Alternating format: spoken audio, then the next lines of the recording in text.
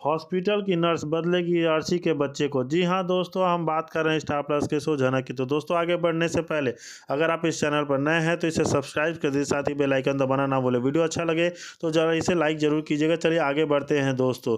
जैसे कि सीरियल झनक में झनक नर्स से बोलती है कि मैं घर में सबको इन्फॉर्म कर देती हूँ। नर्स बोलती है आप मत कीजिए, इन्फॉर्म कीजिए, मैं सबको डिलीवरी होगी तो हम बता देंगे। झनक को शक होता है कि यह नर्स मुझसे कुछ छुपा रही है। फिर सृष्टि और विनायक आज जाते हैं। सृष्टि बोलती है कि झनक, मैंने सुना है कि अर्शी की डिलीवरी आज ही होगी। झनक बोलती है हाँ, डॉक्टर तो बोल रहे हैं, लेकिन घर में अभी किसी को इन्फॉर्म नहीं किया। अब डॉक्टर अर्शी की डिलीवरी की तैयारी करने लगती हैं। अर्शी का ऑपरेशन किया जाता है और बोझ परिवार वालों को नहीं पता होता है कि अर्शी का ऑपरेशन हो रहा है।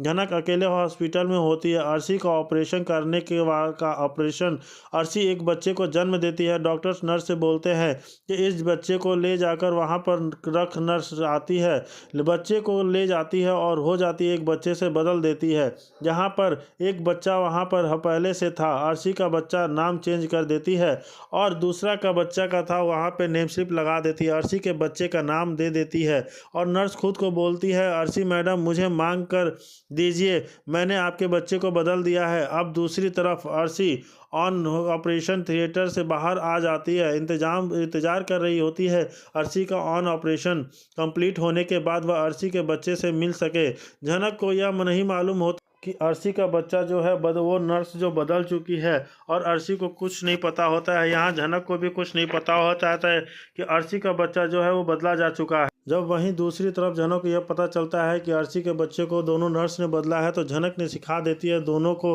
बड़ा सबक। जी हाँ दोस्तों, जैसे कि हम देख रहे थे कि उस नर्स को बहुत बड़ा सबक सिखाने वाली है।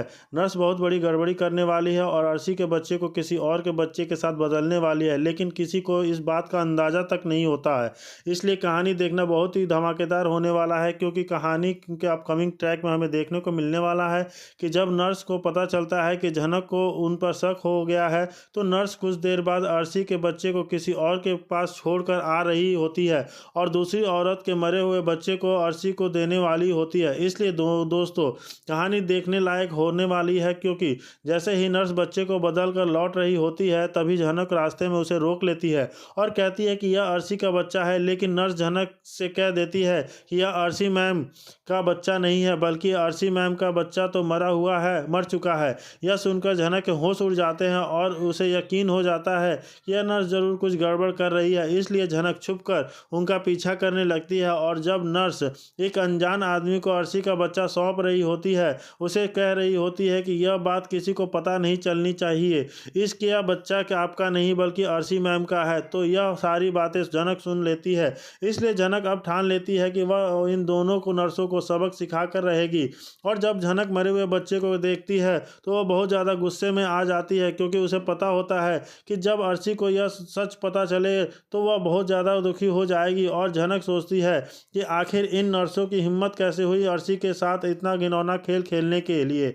इसलिए झनक वहीं पर एक नर्स को जोरदार थप्पड़ मार देती है और उनसे कहते हुए नजर आती है कि तुम दोनों ने इतना बड़ा अपराध किया है कि जिसकी कोई माफ़ी नहीं हो सकती है। और झनक उन दोनों को डॉक्टर के पास लेकर जाती है और डॉक्टर से कह देती है कि आपके हॉस्पिटल में यह सब क्या चल रहा है, इन लोगों ने हमारे बच्चे को किसी और के साथ बदल दिया है और अब हमें मरा जिंदा बच्चा वापस चाहिए। इसलिए दोस्तों, अब डॉक्टर को भी समझ नहीं आता है कि कौन सच बोल रहा है, क्योंकि नर्स तो अपनी गलती मानने को तैयार नहीं होती, क्योंकि उन्हें पता होता है कि झनक के पास कोई ठोस सबूत नहीं है। इसके बाद अनिरुद्ध भी वहां पर पहुंच जाता है और अब अनिरुद्ध डीएनए टेस्ट करवाने वाला है, जिससे सारी सच्चाई सामने आ जाएगी। तो आगे क्या कहानी में होगा हमें देखने, हमारे साथ बने रहिए और देखते रहिए। जैसे कि आगे चलता है, मैंने सुना है तुम अर्शी के पास जाना चाहती हो, मत जाओ, अर्शी के पास वह खुद अपना ख्याल रख लेगी। और तुम्हें एक और बात बतानी है, मैं चाहती हूँ कि तुम दोनों एक दूसरे से शादी कर लो। अनिरुद्ध और झनक जैसे ही यह बात सुनते हैं सृष्टि के मुंह से, सुनते ही तो वो चौंक हो जाते हैं। सृष्टि बोलती है हाँ, मैं यही कि तुम दोनों की शादी हो जाए। सृष्टि बोलती है मैं अर्शी को समझा दूंगी। झनक गुस्सा हो जाती है और बोलती है आप अपनी बेटी की ज़िंदगी पर बात कर रही हो, मैं ऐसी लड़की नहीं हूँ जो अपनी बहन का ही घर तोड़ दूँ। सृष्टि फिर भी झनक को समझाती है। दोस्तों, आपको क्या लगता है झनक सृष्टि के बात मान लेगी या नहीं, कमेंट्स में ज़रूर बताइए। और वीडियो अच्छा लगे तो इसे आगे बढ़िए। जैसे कि आगे देख रहे हैं कि जैसे ही सृष्टि ये सब बात बोलती है झनक से, तो वो बहुत ज़्यादा झनक गुस्सा करने लगती है सृष्टि के ऊपर। लेकिन अनिरुद्ध मनी मन बहुत खुश होता है कि आखिर सृष्टि आंटी ऐसा क्यों कर रही हैं, वो मेरी शादी झनक से करवाना चाहती हैं। लेकिन अर्शी का क्या होगा। लेकिन अर्शी का याद आता है अनिरुद्ध को कि अर्शी अकेले है घर पे। जैसे ही वो बड़े माँ फिर कॉल करती हैं, वो उठाता नहीं है। उधर अर्शी और उसके बच्चे की ज़िंदगी आ गई है खतरे में। जी हाँ दोस्तों, जैसे कि हम देख रहे थे छोटान भी शादी थी बोस परिवार में, अभी सब लोग गए होते हैं, लेकिन अर्शी और थामी दोनों घर पर ही रहते हैं क्योंकि अर्शी की तबीयत खराब हो जाती है। थमी जब अपने कमरे में बैठी होती है तभी अर्शी अपने लिए कॉफ़ी बनाकर जा ही रही होती है अपने कमरे में पीने के लिए, तो दूसरी तरफ थमी अपने कामों में लगी होती है और सीढ़ियों से जाकर ऊपर जा ही होती है। तो अर्शी का पैर फिसल जाता है और सीढ़ियों से गिर जाती है और वो पेट के बल गिर जाती है, जिससे उसको बहुत ज़्यादा चोट लग जाता है। सीढ़ियों से गिरने से जैसे ही वो चिल्लाती है, कैसे ही उसकी मुंह से आवाज़ निकलती तो नहीं है, लेकिन कैसे वो करके कोशिश करके थमी को बुलाने की आवाज़ देती है। बोलती है थमी प्लीज़ मुझे बचाओ। थमी अर्शी की आवाज़ सुनकर वहाँ पर आती है दौड़ी दौड़ी, देखती है कि अर्शी नीचे गिरी पड़ी है और वो अर्शी को देखकर बोलती है अर्शी क्या हुआ तुम्हें, तुम कैसे गिर गई, तुम्हें तो कुछ हुआ तो नहीं है ना। अर्शी अपने पेट को पकड़कर रोने लगती है और बोलती है थमी मेरा बच्चा बचेगा या नहीं, मुझे लगता है मेरा बच्चा नहीं बचेगा, प्लीज़ आप सभी लोगों को बताइए कि मैं सीढ़ियों से गिर गई हूँ। थमी बोलती है ऐसी हालत में सीढ़ियों से तुम गिर गई, यह बहुत बड़ा आप शगुन हुआ है, ऐसा नहीं होना चाहिए था, तुम्हारे बच्चे के साथ तुम घबराओ मत, मैं अभी अनिरुद्ध को कॉल करती हूँ। थमी अर्शी को जल्द से उठाकर सोफे पर बैठा देती है और यहाँ पे अर्शी बहुत ज़्यादा रो रही होती है।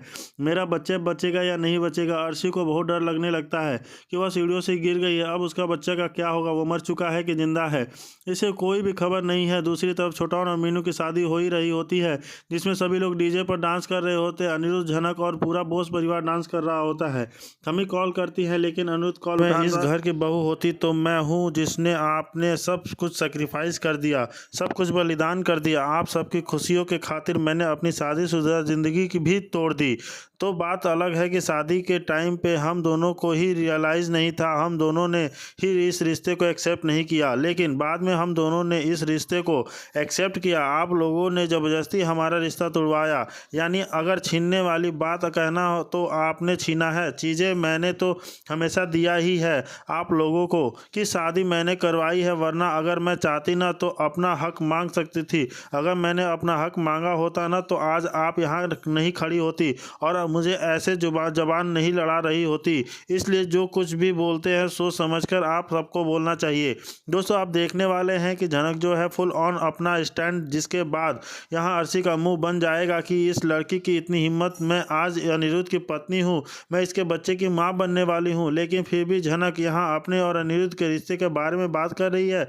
मुझसे इस लड़की की इतनी कितनी हिम्मत हो गई है। यहाँ तनुजा विपाशा सब झनक को चुप कराएंगे, लेकिन आप देखने वाले हैं झनक यहाँ चुप नहीं होगी, कहेगी कि आप लोग कितनी भी सच्चाई को दबा ले, सच्चाई का भी दम नहीं है, कभी ना कभी आवाज़ तो उठाती है और आज मैं सारी सच्चाई आप सबको बयां कर रही हूँ। दोस्तों आप देखेंगे कि जब झनक इस तरीके की बातें करती है तो अनिरुद्ध भी मन ही मन सोच रहा होता है कि हाँ झनक जो कुछ भी कह रही है सच कह रही है, क्योंकि भले ही उसकी शादी अर्शी के साथ ज़बरदस्ती हुई, उसका बच्चा आने वाला है, लेकिन वह झनक से हमेशा से प्यार करता रहा है, आज भी उसके दिल में झनक की है, उसकी जगह कोई ले नहीं सकता।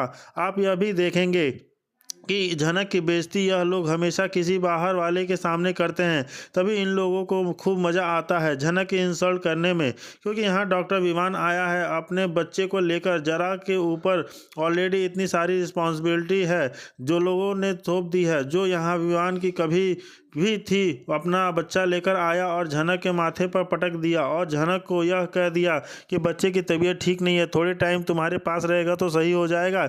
यानी झनक ऐसी इकलौती इंसान है पूरी दुनिया में सबकी प्रॉब्लम को सॉल्व कर सकती है। जी हाँ, इस सीरियल में अकॉर्डिंग ऐसा ही दिखाया जा रहा है कि अगर किसी की भी तबीयत खराब है, किसी को भी ख्याल रखवाना है तो झनक के बेटर कोई नहीं है, हर कोई उठा के झनक के पास ही आ जाता है। विवान खुद इतना बड़ा डॉक्टर है, वह अपने इतने बड़े बड़े लोगों का इलाज करता है, लेकिन अपने बच्चे का इलाज नहीं कर पा रहा है। झनक इसलिए क्या चाहती है, जबकि झनक उसकी नहीं लगती, उसके घर वाले भी उसे पसंद नहीं करते, बट फिर भी वह झनक के सामने यह प्रिंटेड कर रहा है कि नहीं नहीं, उसके घर वाले अब उससे प्यार करते हैं। झनक को बस यहाँ से अपने घर ले जाना चाहता है, गुजरात ले जाना चाहता है। झनक बिल्कुल जाना नहीं चाहती। वेल, वो थोड़ा बहुत मान भी गई है, लेकिन यह तो हो क्या रहा है, झनक एक जगह से दूसरी जगह, दूसरी जगह से तीसरी जगह, तीसरी जगह से चौथी जगह क्यों जा रही है? क्या झनक का कोई परमानेंट घर नहीं है? और झनक जहाँ बार बार उठ के आती जाती है, चाहे वो बोस हाउस हो या विवान का घर हो या पसंदीदा पसंद नहीं करती हो, तो क्या जाना कि परमानेंट ऑलरेडी एक मेट के रूप में ही बनेगी? आज यहाँ छोटौन की शादी को सेलिब्रेट किया जा रहा है और आज हल्दी है, जिस मेहंदी से फिर संगीत होगा, तो हर एक फंक्शन में यहाँ झनक की बहुत ज़्यादा बेइज्जती होने वाली है। साथ ही आप देखने वाले हैं, क्योंकि हल्दी सेरेमनी चल रही होती है, तो यहाँ पे जो अनिरुद्ध के हाथों से गलती से झनक के हाथ पे हल्दी गिरने वाली है, क्योंकि यहाँ पे दर्शकों को थोड़ा रोमांटिक सीन दिखाया जाएगा। जी हाँ, झनक और अनिरुद्ध का थोड़ा रोमांटिक सीन दिखाना तो बनता है, क्योंकि जितने भी फंक्शन होते हैं ना, इन लोगों का रोमांटिक सीन तो हमेशा चलता ही रहता है। तब झनक भी शादी को दिखाया गया था, तो अनिरुद्ध के ऊपर हल्दी गिर गई थी झनक के नाम की, और आज यहाँ छोटौन की